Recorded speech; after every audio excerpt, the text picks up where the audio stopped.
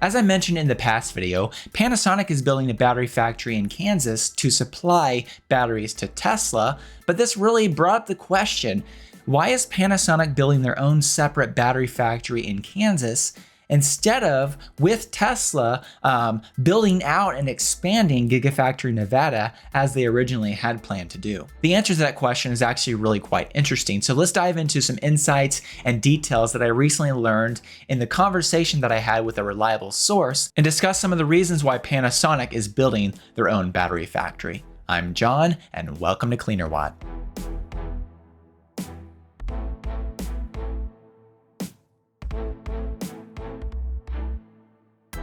While Tesla's first three vehicles used the 18650 cells from Panasonic, when it came time to develop the Tesla Model 3, Tesla decided to go with a new larger form factor, the 2170 battery cell, which they decided to develop and build in partnership with Panasonic at their new Gigafactory in Nevada. In case you're not aware of how this partnership works with Panasonic and Tesla at Gigafactory Nevada, Tesla actually owns the factory building itself, and then they turn around and lease the battery manufacturing portion of that factory to Panasonic. In turn, Panasonic owns and operates the machines and then turns around and sells those batteries to Tesla. Technically speaking, Panasonic could sell these batteries to other auto manufacturers. However, according to the source that I spoke with, the contract that Tesla and Panasonic have gives Tesla the first right of refusal on all battery supply, meaning that if they want to buy the batteries, they can buy the batteries. Panasonic can't sell them to other people. And so Tesla has exclusive right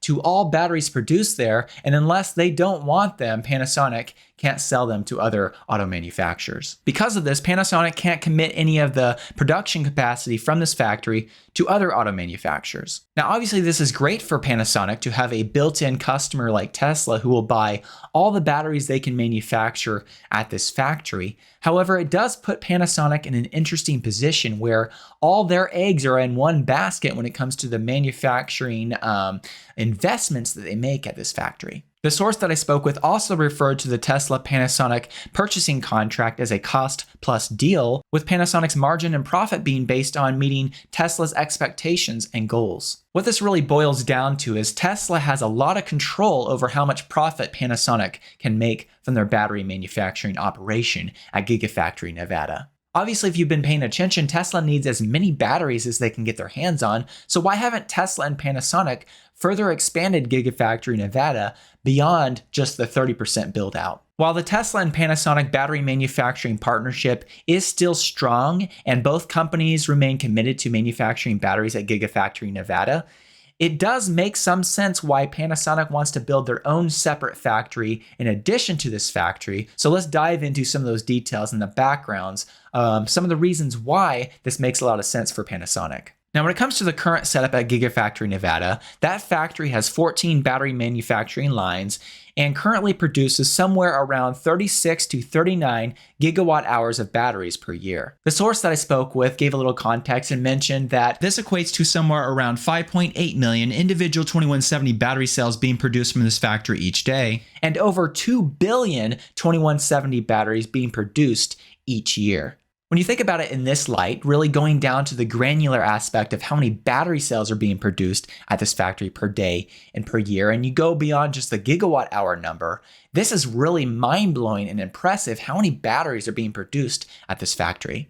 Apparently, with the 14 battery lines that are currently at Gigafactory Nevada, that completely fills out the space of the current structure. And to add more production lines to this factory would actually require a very expensive build out and expansion of the factory by Tesla and Panasonic.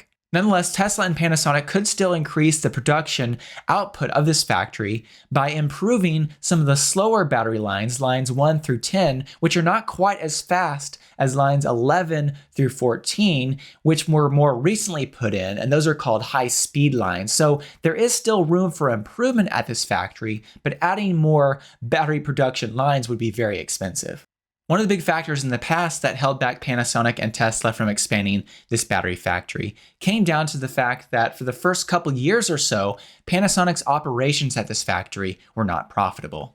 Battery production at Gigafactory Nevada started in 2017, but like any new product or production line, it takes some time to work out all the kinks. When it comes to manufacturing any new product, you don't know what you don't know, and it's hard to anticipate problems that you've never experienced before. Suffice it to say, Panasonic lost quite a bit of money on the factory for their first 2+ years, and according to this October of 2018 Ars Technica article, just in the third quarter alone of 2018, Panasonic lost somewhere around $65 million building battery cells for Tesla. Thankfully, though, Panasonic was able to work out the kinks in the processes, and according to this May 2020 Inside EVs article, for Panasonic's financial year 2020, which was April 1st, 2019 to March 31st, 2020, Panasonic's battery manufacturing operations at Gigafactory Nevada were indeed profitable, and that was for the second quarter in a row. Obviously, Panasonic becoming profitable at Gigafactory Nevada was a huge win for this Tesla-Panasonic battery relationship and this partnership, and it definitely paves the way for expansion, obviously. However, then enters the 4680 battery. As a reminder, Tesla's Battery Day was held in September of 2020, and as I mentioned in the past video, the source that I spoke with talked about the fact that Panasonic was really only told about this 4680 battery technology somewhere around 4 weeks before Tesla announced it to the world.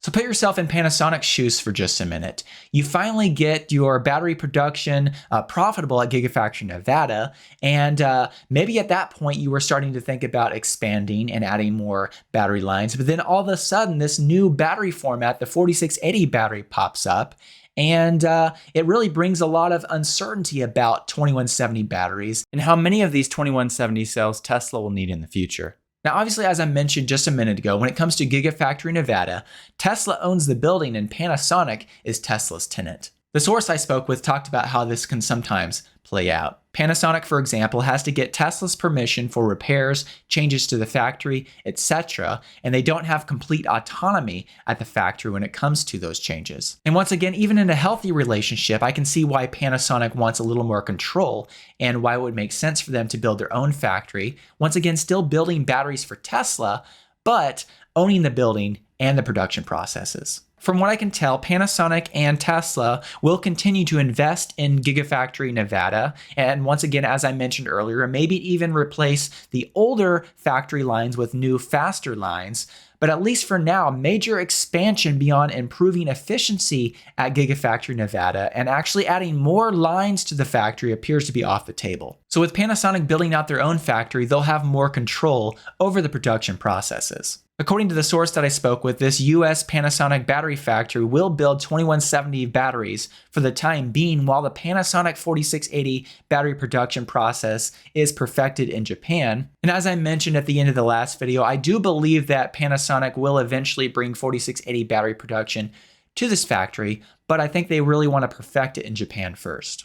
With Panasonic owning all of the battery manufacturing processes and the building, this will give Panasonic more flexibility in the future, if they want to sell some of these batteries to other auto manufacturers. As a reminder, Rivian and Lucid both use 2170 format batteries for their electric vehicles. And based on the conversation that I had with the source I've been speaking about, it appears like both of these companies would love to buy batteries from Panasonic. I do want to make clear that in the end, this move is still really good for both Panasonic and Tesla. Panasonic is still expanding their battery production capacity for Tesla. And this factory in Kansas is actually closer to their Gigafactory in Texas. So transporting batteries from Panasonic's factory in Kansas to Texas will take a shorter period of time, which means speed is better and also the cost of transport is lower. In addition, Panasonic and Tesla remain committed to their production at Gigafactory Nevada. I don't see that stopping anytime soon. That production will continue to go on strong. And once again, I believe they will invest in improving some of those lines in the future. And in the end, I can understand why Panasonic wants to build their own battery factory. And I think it's fine for the relationship. And I think it's actually going to help both companies immensely. Now, there are just a few other things that I quickly want to mention that are holding back expansion at Gigafactory Nevada. And the first comes down to the fact that, as I've mentioned, there's still room for improvement to Gigafactory Nevada by replacing some of the slower first lines that were put in. For instance, the source that I spoke with mentioned that Gigafactory lines 1 through 10 can produce somewhere over 300,000 individual 2170 batteries per day per line, and Gigafactory lines 11 through 14, which are the new higher speed lines, can each produce over 600,000 individual 2170 batteries per day per line. In addition, the source that I spoke with mentioned one other thing that could be holding back expansion at Gigafactory Nevada, and that's the fact that this labor market near the Gigafactory in Sparks, Nevada, is small enough that expanding the factory to massive scale, massive size, would probably require more employees than could be hired from that smaller job market. And so that's also another reason that might be holding back expansion at Gigafactory Nevada. The potential issue of finding enough employees to build batteries at factories is really just a small sample of the larger problem that would happen if you tried to massively increase the number of gigafactories that Tesla was building. Even in a larger job market, to find employees to run these factories is difficult when you have to have a huge number of employees. And this really leads me into the next video of this series, where I want to talk about the reasons why the 4680 battery itself actually exists. And spoiler alert, it's not just because of lower cost. So really, in the end, the Panasonic and Tesla relationship is strong. And just because Panasonic is building a separate factory in Kansas, that doesn't affect this relationship. Panasonic and Tesla remain committed to partnering to build batteries at Gigafactory Nevada, and that relationship appears to be strong. If you're not already subscribed to this channel, make sure that you subscribe if you want to see the third video in this series, where we talk about the reasons why the 4680 battery exists and why it was created. And also, thank you so much for watching this video all the way through to the end. I'd like to take a moment to thank the Patreon supporters who support me every month and help make this content possible. A special thank you to my performance supporters and also the other supporters listed on the screen. If you'd like to find out more about the Patreon community I've set up, I'll put a link in the video description. Thank you so much.